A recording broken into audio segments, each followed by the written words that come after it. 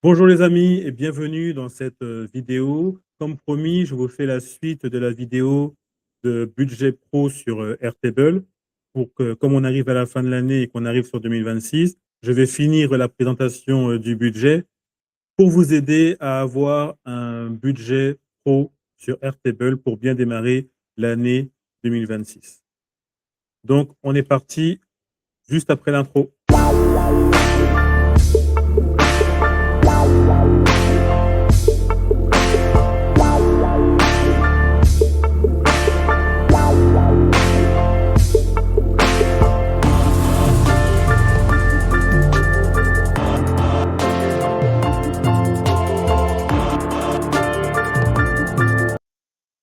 Donc là, je vous partage l'écran que l'on a préparé dans la première vidéo, que je vais mettre en haut de cette vidéo et en lien dans la description. Si vous voulez voir la première partie de cette vidéo, là, on est dans la seconde partie où on va établir le tableau de bord prévisionnel de notre budget. Donc là, vous voyez bien qu'on a bien défini tous nos abonnements, les frais bancaires, le marketing, les frais de mission et déplacement et les ventes. Donc là, maintenant, on va définir notre interface. Donc, on va faire une nouvelle interface et on va mettre tableau de bord.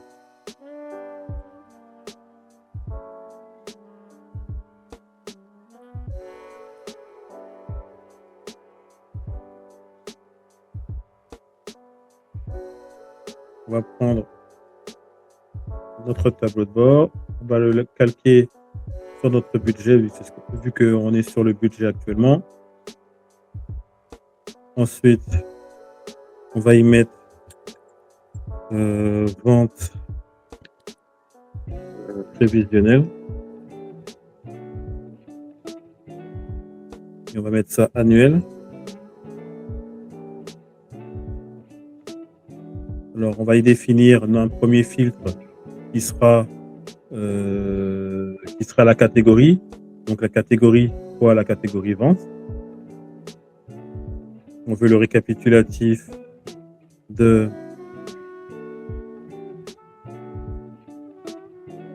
montant à l'année. Les sommes. On y veut le montant. Là, ça nous fait bien 120 000 euros.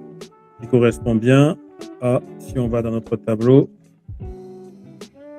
aux 120 000 que l'on a défini sur 12 mois, 10 000, 120 000 à l'année. Donc ça, on va le dupliquer pour avoir notre montant mensuel. Donc on va mettre mensuel ici. On va y définir le montant mensuel, 10 000. Voilà. Et on va enlever le fond. Donc voilà. Mon vente prévisionnelle à l'année, 120 000. Vente mensuelle à l'année, 10 000.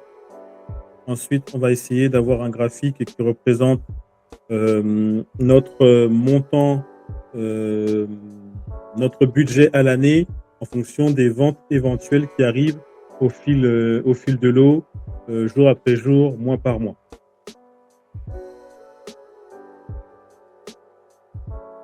Donc, on va dans le tableau et on va définir un type de tableau qui serait vente. On peut mettre vente,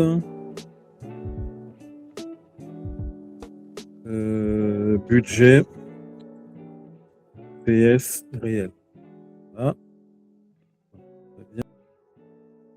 Donc là, dans ce graphique, qu'est-ce qu'on aimerait avoir? On aimerait avoir notre budget de vente à l'année avec les ventes que l'on a éventuellement affectées, qui vont s'affecter tous les mois dans notre tableau, si on a synchronisé notre compte bancaire avec Airtable via une automatisation qui est possible.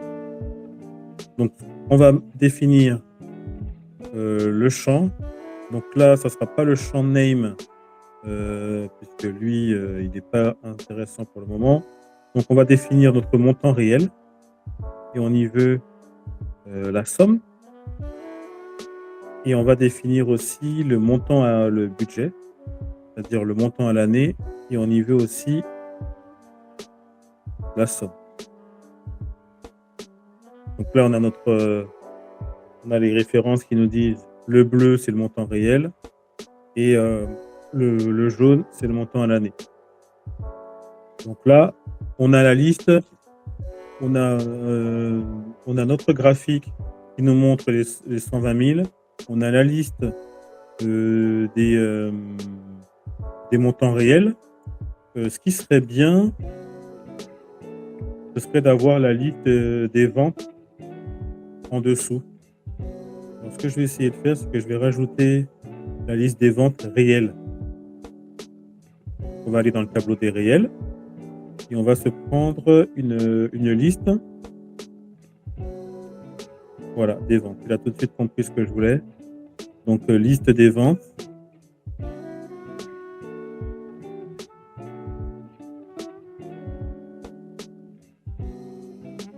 Par contre, on n'a pas le montant. Même si le montant est défini là, dans le libellé, mais on va mettre le montant, on va le rajouter.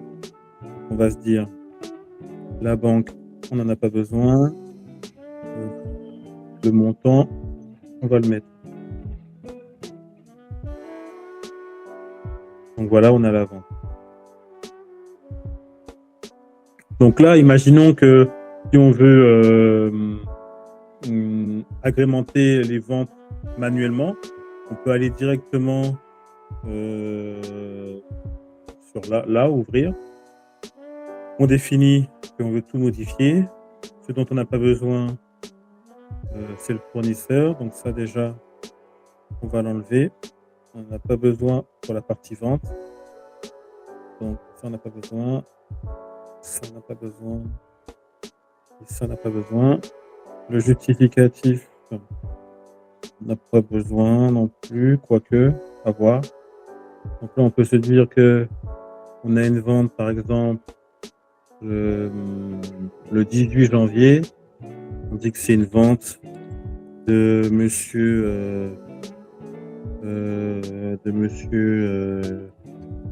Philippe, par exemple.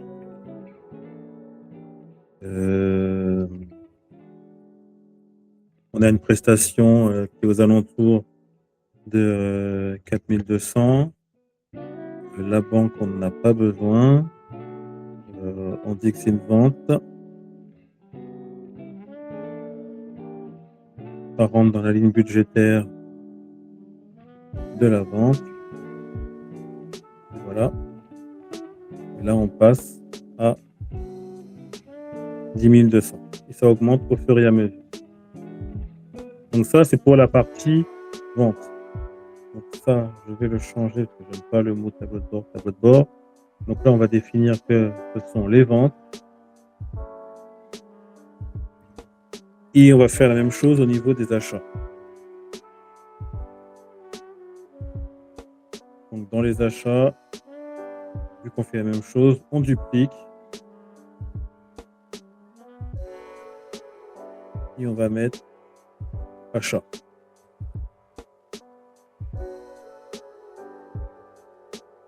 Et donc pour les achats, on fait la même chose. On va dire achat prévisionnel.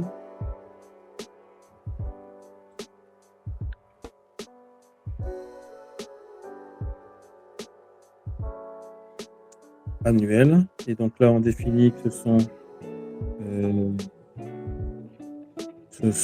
qu'est-ce qu'on peut dire? On va pas dire toutes les catégories, parce qu'il y aura plein de choses à mettre. On va mettre que ce sont en fait toutes les sorties. Comme ça, normalement, les sorties, on en a pour 108 000. Donc c'est un montant à l'année. On va changer de couleur pour faire le contraste avec l'autre. Là, pareil, on va dire que ce sont les achats achats prévisionnels.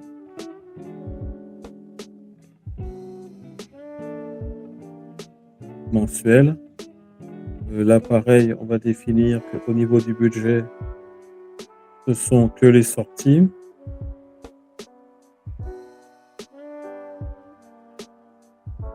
Là, on va Par la suite, le graphique, on va faire la même chose. On va définir nos achats par rapport au budget. Les achats par rapport au budget. On va dire que ce sont tout ce qui concerne les sorties, donc les S. Entrée sortie, ça c'est bon. Les champs.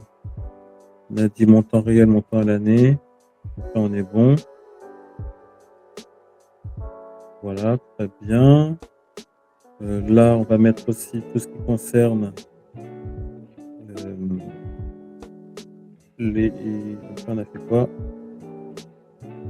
Montant réel, qu'est-ce qu'on a dit là?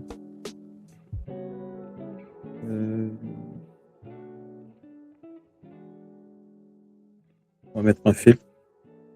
C'est plus simple. Alors le filtre, on va dire que c'est pour aller plus vite. C'est pour aller plus vite, on peut se dire que ce sont tous les montants qui sont inférieurs ou égaux à 0.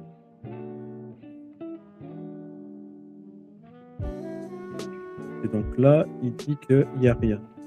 Donc là, on va essayer de faire un petit test au niveau des données dans le réel. Donc effectivement, dans le réel, on n'a rien. Donc si on fait un prévisionnel en se disant que, par exemple, la facture EDF, par exemple, on va mettre là, EDF, la banque, on va se dire 190, on va se dire que c'est un abonnement, on avait dit quoi, abonnement EDF, et que ça rentre dans la ligne budgétaire EDF.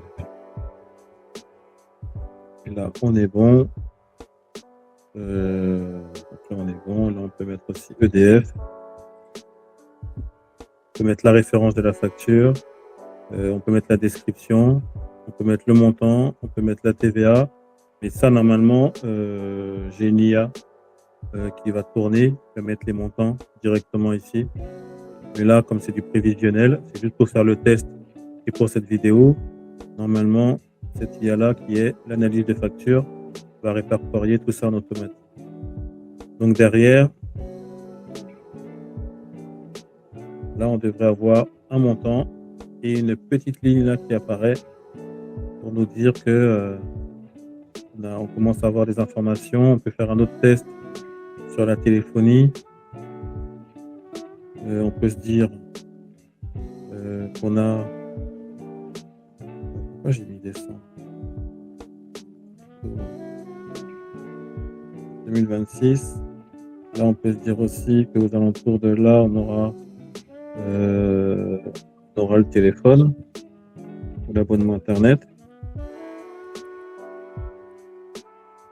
Et du coup, on connaît le montant, je pense. On va tourner autour de ça. On peut se dire que c'était ça. Ça rentre dans la ligne budgétaire de là. Et on peut mettre les fournisseurs, etc. Et que là, ça s'ajoute automatiquement dans le tableau de bord. Et donc, du coup, quand vous voyez ce genre de tableau de bord, on peut aller encore beaucoup plus loin. C'est-à-dire, derrière tout ça, on peut déjà anticiper tout ce qui est KPI, mettre nos KPI en place. On peut se faire une sorte d'analyse, on peut aller encore plus loin. Vu que c'est dans le prévisionnel, on peut se dire qu'on prépare nos KPI. Donc, non, on peut rajouter plutôt là, on peut y aller, on peut avoir quelque chose de vide et créer notre tableau de bord qu'on appellerait KPI. Il y aurait plein d'éléments, plein de calculs qui peuvent être faits par rapport à ça. Donc là, on peut mettre KPI, KPI 2020, KPI 2026. Ah, on se met ça en grand. Et on peut se faire quoi comme KPI là? On peut mettre un résultat, approximatif. Résultat approximatif. il y a pas encore payé, on n'a pas encore payé les taxes et autres. Donc, on met résultat approximatif. Donc, on peut se mettre un truc qui serait le résultat, c'est quoi? Ben, c'est nos ventes moins nos charges. Donc, on peut se dire résultat, on va dire résultat avant retraitement. Voilà, pas plus simple. Résultat avant retraitement.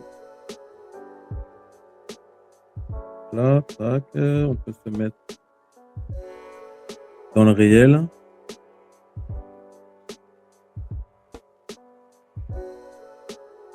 Nous fait la somme.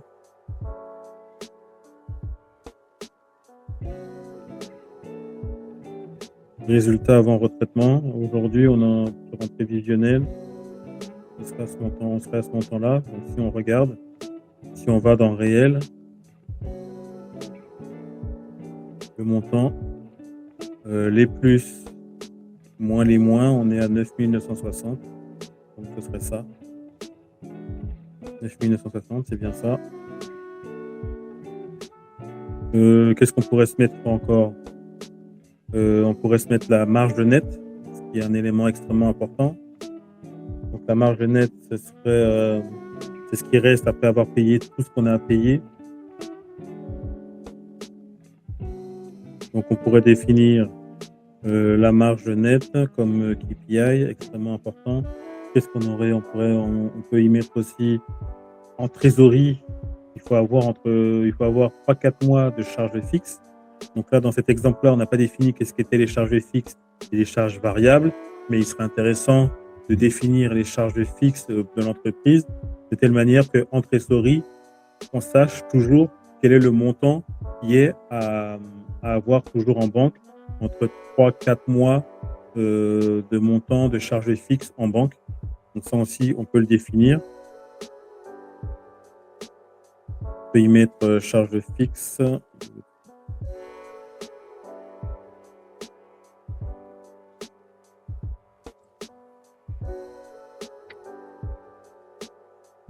Charges fixes, voilà. Donc les charges fixes, il faudrait le définir. Donc ça, on peut le faire rapidement.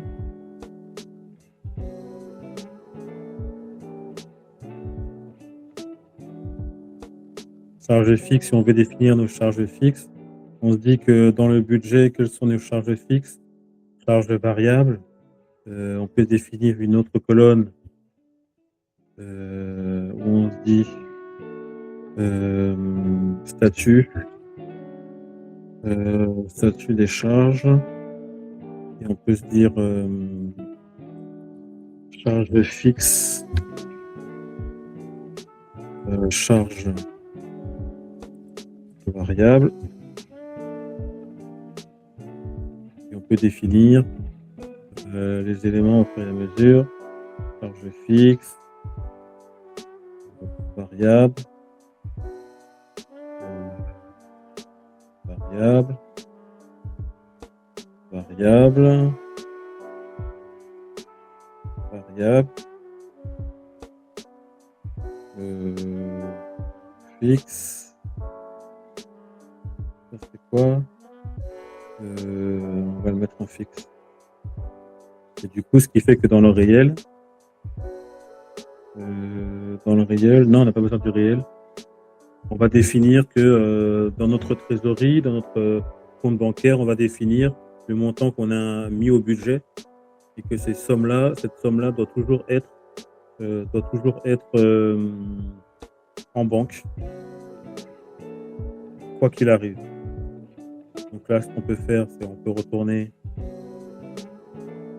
ici et on définit que les charges fixes vont dans le budget et on dit que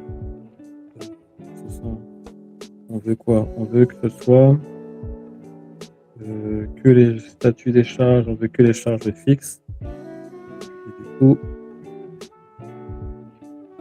on se dit que on veut le montant à l'année ou éventuellement le montant mensuel,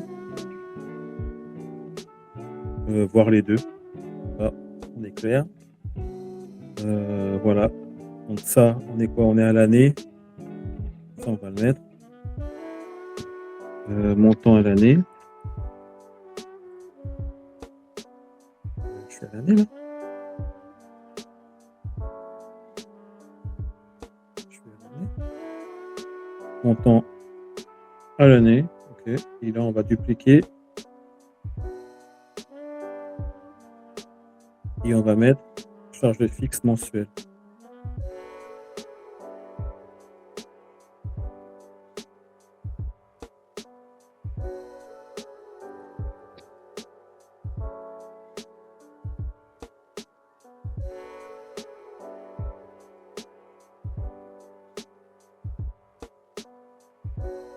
Donc voilà. Donc là, vous voyez, on peut faire énormément de choses pour préparer ces KPI pour l'année et ne pas être débordé par tout ce qui arrive. Et aussi, ne pas attendre le comptable, ne pas attendre que le comptable vous dise si vous êtes sur les bons rails ou pas. Vous pouvez avoir la solution en temps réel si vous faites les choses en amont, que vous avez les bons KPI. Donc voilà un petit peu ce que je voulais dire un petit peu dans cette vidéo. Donc comme vous l'avez vu dans cette vidéo, il y a énormément de choses qu'il est possible de faire, notamment pour le budget, avoir des KPI pertinents pour avoir un suivi de son activité au quotidien et ne pas attendre que ça vienne du comptable qui vous dise que c'est bien ou c'est pas bien, ou que ça vienne du contrôleur de gestion ou autre. En tant que chef d'entreprise, vous devez maîtriser tout cela et avoir des actions claires au quotidien, savoir où vous devez aller pour que votre activité puisse perdurer dans le temps. Donc, comme vous l'avez vu, on peut faire énormément de choses avec l'outil Airtable. Si vous souhaitez mettre cela en place dans votre entreprise, vous avez toutes mes coordonnées en dessous de cette vidéo. Je vous dis bonne continuation, bonne fête de fin d'année et probablement on se revoit en 2026. À la prochaine. Bye.